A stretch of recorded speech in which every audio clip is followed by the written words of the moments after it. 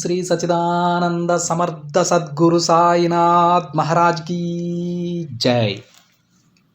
ముందుగా సాయి భక్తులందరికీ నమస్కారం అండి. వీడియో చూస్తున్న ప్రతి ఒక్కరిపైన ఆ సాయినాథుని ఆశీస్సులు ఉండాలని, బాబా గారి భక్తులందరూ ఎప్పుడూ కూడా ఆనందంగా సంతోషంగా వారి జీవితాన్ని గడపాలని మనస్ఫూర్తిగా కోరుకుంటూ ఈ వీడియో స్టార్ట్ చేస్తున్నాను ఫ్రెండ్స్.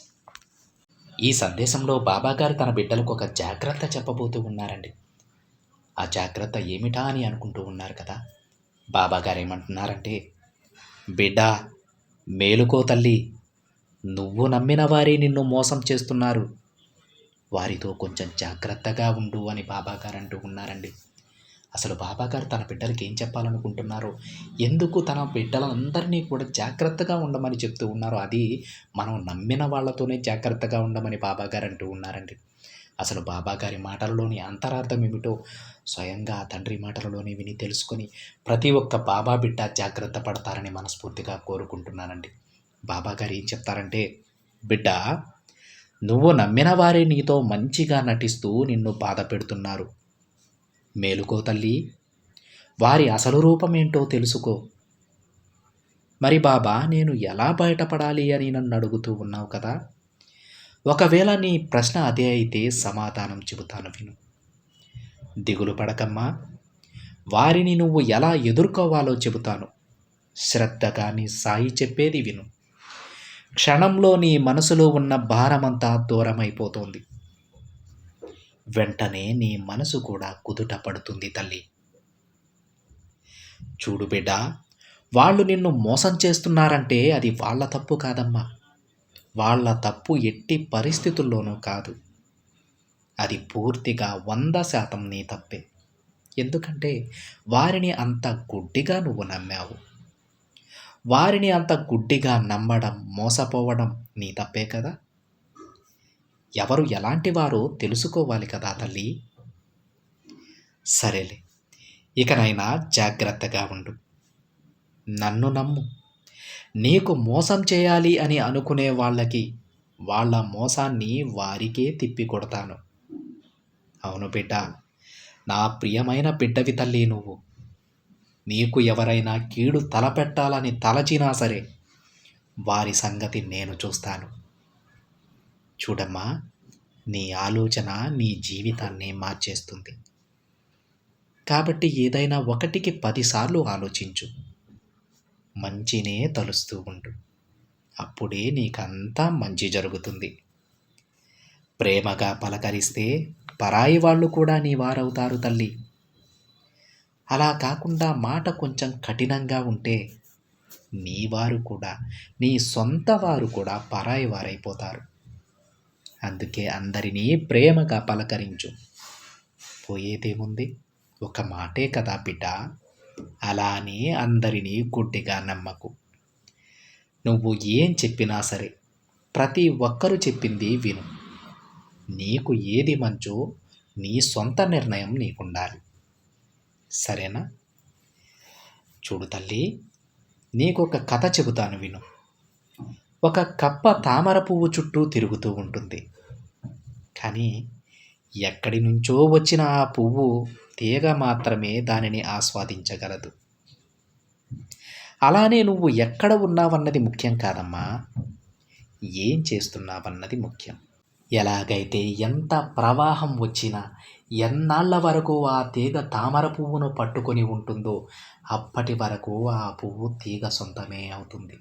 అదేవిధంగా కష్టాలను ఎదిరించే దమ్ము, బాధలను భరించే ఓర్పు నీలో ఉంటే విజయం కూడా నీ సొంతమవుతుందమ్మా. నీ బాబా చెప్పింది అర్థమవుతుందా తల్లి? తెలియక తప్పు చేస్తే అది అమాయకత్వం. తెలిసి కూడా పదే పదే అదే తప్పు చేస్తే వారు మూర్ఖుల కింద లెక్క. తప్పు చేసి సరిదిద్దుకునే వారే నిజమైన గెలుపును సాధించగలరమ్మా. చేసే తప్పు నుంచి ఒక పాఠాన్ని తప్పకుండా వారు నేర్చుకుంటారు. ఇది కలియుగం కాదు తల్లి, అవసర యుగం. నువ్వు ఎప్పుడైతే ఎవ్వరినీ ఎదిరించకుండా ఇతరులకు నచ్చినట్లు మాట్లాడతావో అప్పుడు నువ్వు చాలా మంచిదానివైపోతావు. అలా కాకుండా నువ్వు వాళ్ళను ఎదిరించి నీకు నచ్చినట్లు బ్రతికితే, ఒకవేళ అది నిజాయితీ అయినా సరే, ఆ క్షణమే నువ్వు చెడ్డదానివైపోతావు. నీలో సముద్రమంత ప్రేమ ఉన్నా కానీ అణువంత అనుమానం ఉంటే ఆ బంధం దూరం అయిపోతుంది తల్లి. కాబట్టి నీ జీవితంలో ఎప్పుడూ కూడా అనుమానానికి చోటు ఇవ్వకు. కొన్ని పరిచయాలు తామరాకు మీద నీటి బొట్టులా జారిపోతాయి. కొన్ని మాత్రం మనసులో ఒక పువ్వులా విచ్చుకుంటాయి. నిజమే కదా? డబ్బు ఎంత ఉన్నా కానీ నా అనుకునే వాళ్ళు లేకపోతే ఆ జీవితానికి అర్థం ఉండదమ్మా. ఇక జాగ్రత్తగా ఉండు బిడ్డ. నీ వారు ఎవరు, పరాయి వారు ఎవరు నిజంగా గ్రహించు. తీయంగా మాట్లాడే ప్రతి ఒక్కరూ నీ వారైపోరు. అలాగే కఠినంగా మాట్లాడే ప్రతి ఒక్కరూ చెడ్డవారు కాదని కూడా గ్రహించు. జీవితం అనే దారిలో రాళ్ళుంటాయి తల్లి, అలానే ముళ్ళు కూడా ఉంటాయి. అంత మాత్రాన నువ్వు వాటికి భయపడితే నీ జీవితం అక్కడే ఆగిపోతుంది. ధైర్యంగా ముందుకు వెళ్ళు తల్లి. జీవితం నీ సొంతమవుతుంది. ఈ కొంచెం దూరమే ఆ రాళ్ళు ముళ్ళు, మిగతా దూరమంతా పూలపాన్పులాగా ఉంటుందమ్మా. నీ కాలు కందకుండా అడుగు వేయవచ్చు. ఈ కొద్ది రోజులు ఓపిక పట్టు. మరి కొంత దూరం కష్టాలను అనుభవిస్తున్నాడు. అతి త్వరలోనే అద్భుతమైన జీవితం నీ ముందుంటుంది. భగవంతుడిని ఒక్కటే కోరుకో. కోపం వస్తే నా కంటిలో నుంచి నీరు రానివ్వమని, ఇంకా నా నోటి నుంచి ఎలాంటి మాట రానివ్వకని. ఎందుకంటే కోపం కన్నీరు రూపంలో పోతుంది, కానీ మాట జారితే మాత్రం అది అలానే ఇతరుల మనసులో నిలిచిపోతుంది బిడ్డ. ఎవ్వరినీ నొప్పించకు. ప్రశాంతంగా ఉండు. నిన్ను మోసం చేయాలి అని అనుకునే వారికి నేను బుద్ధి చెప్తానమ్మా. నువ్వు ధైర్యంగా ఉండు. చివరగా ఒక్క మాట చెప్తాను విను.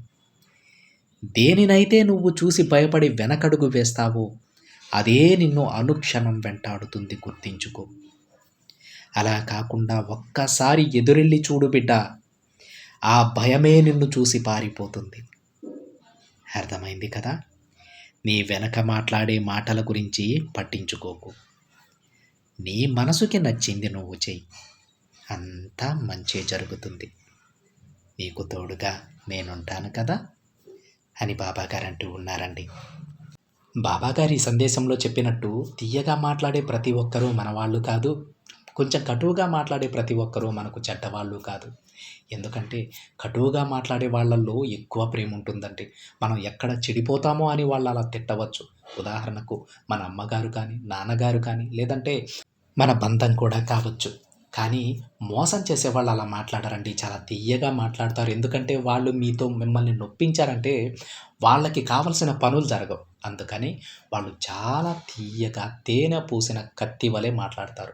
అందుకే ఎవరు ఏంటో తెలుసుకోమని బాబాగారు తన బిడ్డలకు జాగ్రత్త చెబుతున్నారండి. ఇదండి ఈరోజు బాబాగారి సందేశం కనుక నచ్చినట్లయితే ఒక చిన్న లైక్ చేయండి ఫ్రెండ్స్. మరికొంతమంది సాయి భక్తులకి షేర్ చేయండి. మొదటిసారిగా ఛానల్ని చూస్తున్నట్లయితే సబ్స్క్రైబ్ చేసుకొని పక్కనే ఉన్న బెల్ ఐకాన్ని యాక్టివేట్ చేయండి. మరొక బాబాగారి సందేశంతో మరొక వీడియోలో కలుద్దాం. అంతవరకు ఓం సాయిరామ్.